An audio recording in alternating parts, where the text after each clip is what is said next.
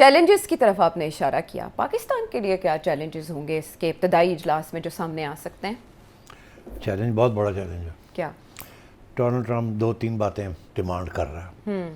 एक ये कि इंडोनेशिया ने 8,000 ट्रूप्स की कमिटमेंट कर दी है। जी। उसके साथ कंडीशंस बड़ी हैं, इफ़ एंड बट, और ये नहीं करेंगे वो नहीं करेंगे, पर कह दिया हम 8,000 ट्रूप्स देंगे। पाकिस्तान के ऊपर भी प्रेशर होगा कि आप ट्रूप्स दें। अच्छा, हालांकि पाकिस्तान ने कहा है आप जो मर्जी कहें, प्रेशर की मैं बात कर रहा हूँ। ओके। मैं कह रहा हूँ अमेरिका क्या डिमांड कर रहा है। अच्छा। आप जो, यही तो प्रॉब्लम आएगा ना आगे। अच्छा। अमेरिका कह रहा है जी दो तुसी भी। आपको याद होगा कि मुझे याद नहीं है कि कब इंडोनेशिया का प्रेसिडेंट पाकिस्तान आया था।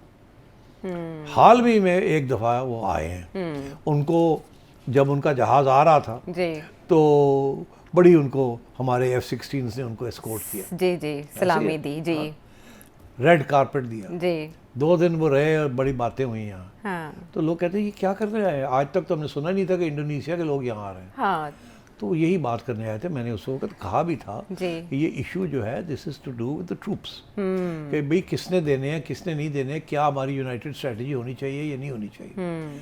तो अब समझ आ गई ना कि इंडोनेशिया ने ये फैसला किया है कि हम देंगे ट्रूप्स। जी। ठीक। अब पाकिस्तान के ऊपर प्रेशर है कि अब हम क्या करेंगे। हमने कहा है कि हम ट्रूप्स नहीं देंगे क्योंकि हमें ये फिक्र है कि ये मसला है वहाँ, ये हमें अगर कहेंगे कि हमास को गैर मुसल्लह करो, वो हम नहीं करेंगे, कार्रवाइयां करो उसके वो हम खिलाफ, नहीं करेंगे, और ये हमारा indication कमांड ट्रंप- इसराइल के ट्रंप अंदर नहीं होगा, नहीं होगा। हम बिल्कुल नहीं तस्लीम करेंगे। जी। तो हम तो पीस कीपिंग के लिए जाएंगे अगर गए तो।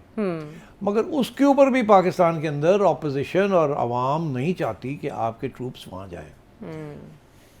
आप जितना मर्जी इसको शुगर कोट कर लें, इसको जलेबी बना लें, इसको कि जी मिठा डाल दें कि जी नहीं हम ये नहीं करेंगे, हम वो नहीं करेंगे। अवाम यहाँ की आपको यही कहेगी कि आपने नहीं जाना वहाँ, बस वो अमेरिका और इजराइल का अड्डा है। आप उस अड्डे में क्या करने जा रहे हैं? आपका क्या ख्याल है वहाँ आप कोई इंडिपेंडेंट किस्म की पॉलिसी इख्तियार करेंगे? जैसे ही आप पहुँचेंगे लड़ाई झगड़े शुरू हो जाएंगे। आपको कहेंगे ये करो, आप कहेंगे हम नहीं करते। आपके जो सोल्जर्स हैं उनकी लड़ाई हो सकती है on the ground with Israelis and with others, IDF के साथ। तो आपके बड़े आपके जो जवान हैं they are not going to do the dirty job of the Israelis. ठीक है ना। तो वो तो कमांड स्ट्रक्चर के अंदर बड़ा प्रॉब्लम बन सकता है। आपके अफसर can refuse to do certain things, बड़ा मसले बन सकते हैं। ठीक। लेकिन यमन वाला फार्मूला अगर यहाँ लगे, जैसे यमन में फौज भेजने से इनकार के लिए पार्लियामेंट एक्टिव हो गई थी, तो बोर्ड ऑफ पीस के मामले पे तो नहीं हुई। पार्लियामेंट और no parliament, America doesn't accept ये चीज़ें। वो तो सऊदी MBS ने नहीं एक्सेप्ट किया था जब नवाज शरीफ ने कहा था कि हमारी पार्लियामेंट ने इजाज़त नहीं, उन्होंने कहा जान दो पार्लियामेंट। तुसी तो बेगर्स हो, तुम साढ़े को आके सारा वक्त बेग करते रहते हो। और जब हमने कहा कि ये दो और आप हमें पार्लियामेंट दिखाते, हमें पता है आपकी पार्लियामेंट क्या है, अंगूठा मारने वाले आप, अंगूठा आप क्या बात करते हैं। He was very angry. और इन्होंने इसलिए नहीं किया, खान साहब लगे हुए थे बाहर बैठ के ये देख रहे हैं, खान साहब के पीछे कोई और लगे हुए थे ना बहरहाल। जी। तो अब बात ये है कि ये क्या करेंगे, क्या करेंगे, क्या निकलेगा पहले इजलास अब ये से? जाएंगे वहाँ। अच्छा। और इनके ऊपर प्रेशर होगा। ठीक। अब वो प्रेशर कैसे बर्दाश्त करेंगे और इसमें से कैसे बाहर निकलेंगे, दरमियानी रास्ता क्या है?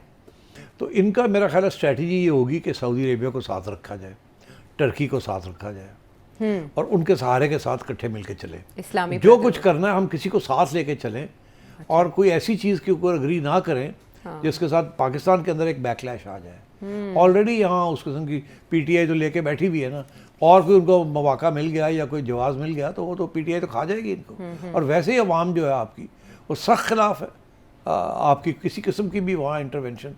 तो सबको पता है कि वहाँ होगा क्या। तो मेरा ख्याल है this is their first test.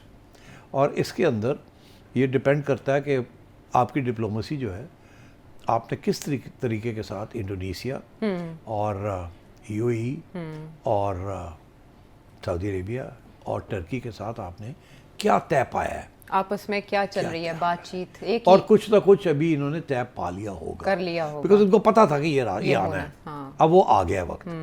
अब डोनाल्ड ट्रंप जो है वो बिल्कुल जैसे धन आ रहा है। वो कहता है अब आ जाओ कर दो।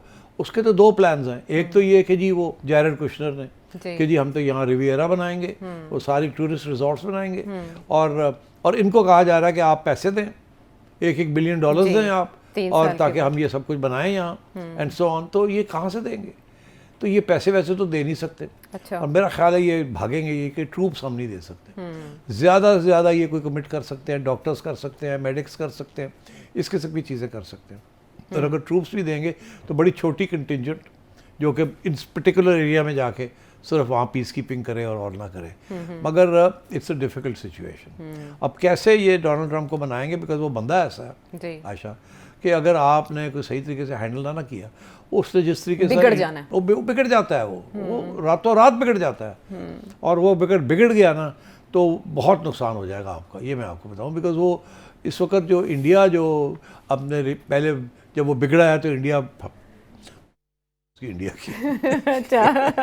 तो ये है कि अब we are in a difficult situation. अच्छा। अब ये कैसे इसको डील करेंगे, I wish them good luck, but हमारी यही उम्मीद है कि अमेरिका को नाराज़ किए बगैर इस दलदल के अंदर ना जाए। लेकिन आपने रास्ता भी बता दिया कि वो मुमकिन तौर पर क्या हो सकता है कि दूसरों का कंधा इस्तेमाल करके उनके साथ मिलकर कोई स्ट्रेटजी सामने रखी जाए और उस पर मना भी लिया जाए। सिट साहब, वक्त हमारे पास मुख्तसर है, लेकिन ईरान की बाबत अमेरिका क्या करना चाह रहा है? एक तरफ वो डील की भी तलाश कर रहे हैं, मुज़ाकरात की भी टेबल पे बैठे हुए हैं, और दूसरी तरफ एक और बहरी बेड़ा भेज दिया है कि उसको हम डबल कर रहे हैं। क्या हो रहा है? और साथ साथ मेजर न्यूज़ एजेंसियों को लीक कर दी है खबर कि अब हम जंग करने वाले हैं, हम जंग करेंगे। अब लेटेस्ट आज की जो खबरें हैं वो यही हैं कि ये धमकी नहीं है, हमने फैसला कर लिया है कि और कोई रास्ता नहीं है, ईरान हमारी बात नहीं मान रहा। हमने 3 बातें कही हैं, उसमें से वो एक बात के ऊपर बात करना चाहता है, बाकी 2 से रिजेक्ट कर दिए, जिसका जिक्र मैंने कल के प्रोग्राम में भी किया था। फिर भी कर सकते हैं मगर टाइम नहीं। मगर ये है कि अब हम हमला करेंगे। अब वो आखिरी स्टेज पे ईरान को ये कह रहा है कि हम तैयार हो गए हैं, अब हम आ रहे हैं, और ये 10 दिन की बात नहीं है, अब हम पूरा ही आएंगे। अब हम आपके सारे इंफ्रास्ट्रक्चर को डिस्ट्रॉय करेंगे, आपकी लीडरशिप को अटैक करेंगे, आपके न्यूक्लियर प्रोग्राम को अटैक करेंगे, आपके बेसिस को, आपकी आर्म्ड फोर्सेस को। अब इट्स फुल फ्लैश वॉर।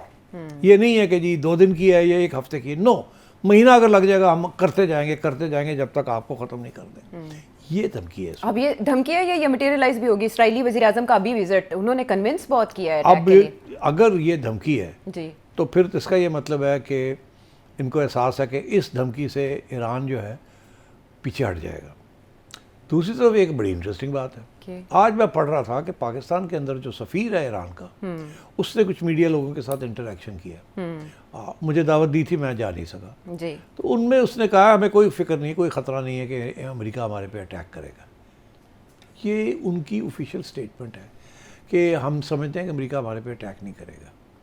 उधर डोनाल्ड ट्रंप कह रहा है मैं अटैक करने वाला हूं। हाँ। तो या तो ईरान वालों को पता है कि ये नहीं करेंगे, क्यों?